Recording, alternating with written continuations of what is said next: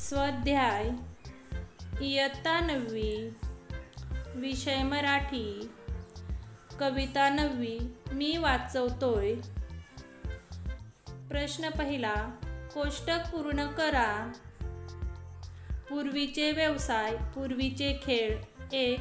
किराणा दुकान, 2. लोहार काम, 3. कुंभार काम, 4. भांड्यांना कलाई करणे। पूर्वीचे खेळ: 1. विटी दांडू, 2. लगोऱ्या, 3. आट्यापाट्या, 4. पिंगा। प्रश्न दुसरा, आकृती पूर्ण करा।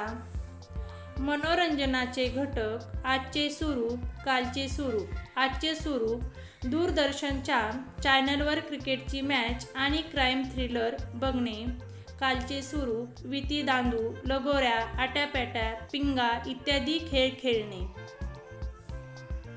प्रश्न तिसरा, सकारण लिहा।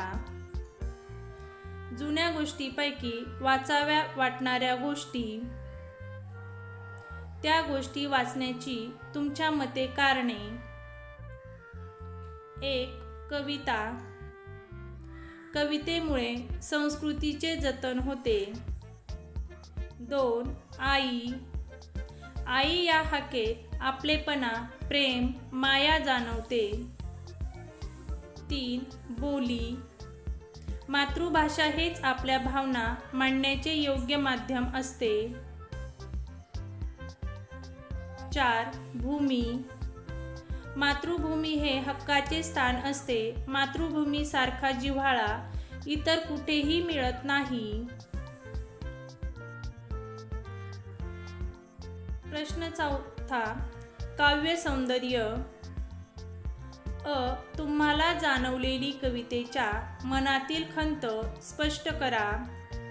उत्तर: काळाबरोबर बदलत असलेला समाज, संस्कृती, वैभव जपणाऱ्या काही चांगल्या गोष्टी मागे सोडून देत असल्याची खंत कवींनी व्यक्त केली आहे।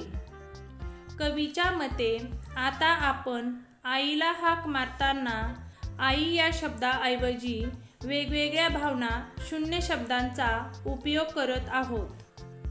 मॉल संस्कृतीमुळे गावातील व शहरातील छोटे छोटे व्यवसाय बंद पडत आहेत। लहान मुलेही मैदानी व मातीतील खेळ खेळण्याऐवजी दूरदर्शनवरील खेळ व मनोरंजनाचे कार्यक्रम पाहत असल्यामुळे त्यांचा शारीरिक व बौद्धिक विकास योग्य प्रकारे होत नाही।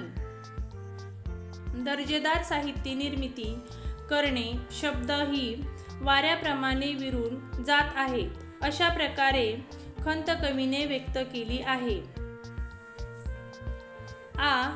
शब्द बापुडे केवळ वारा या काव्यपंक्तीतील असे सौंदर्य शब्दबद्ध करा।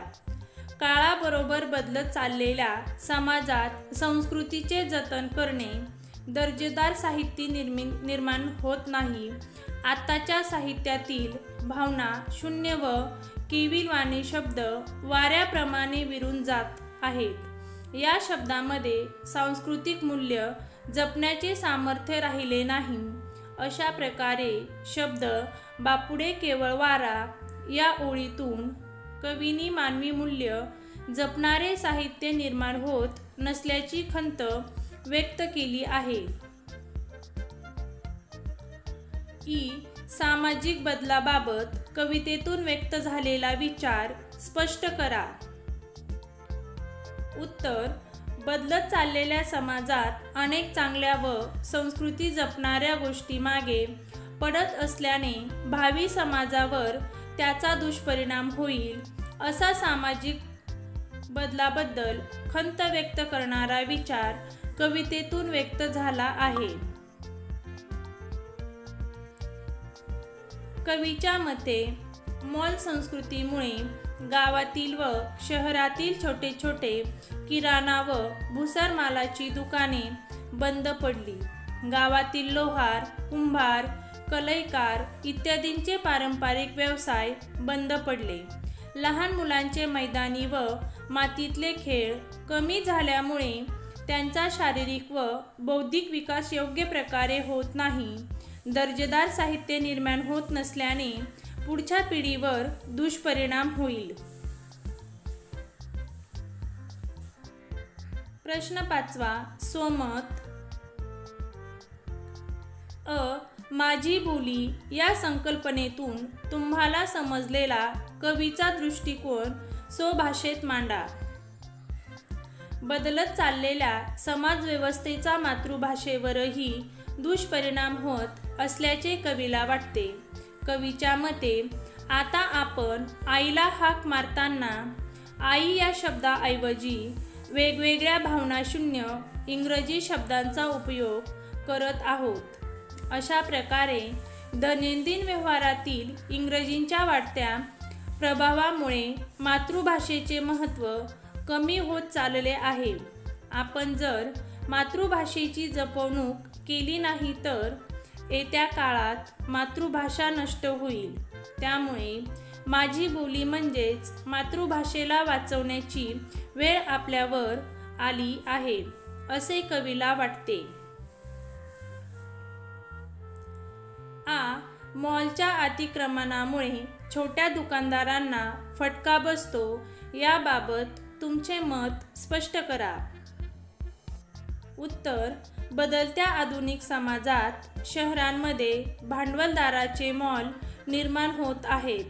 मॉलमधील झगमगाट, खरेदीपूर्वी वस्तू हाताळण्याचे स्वातंत्र्य, वस्तूच्या किमतीतील फसव्या सवलती, इतर भौतिक सुविधा इत्यादी कारणांमुळे ग्राहक वर्ग मॉलकडे आकर्षित होत आहे.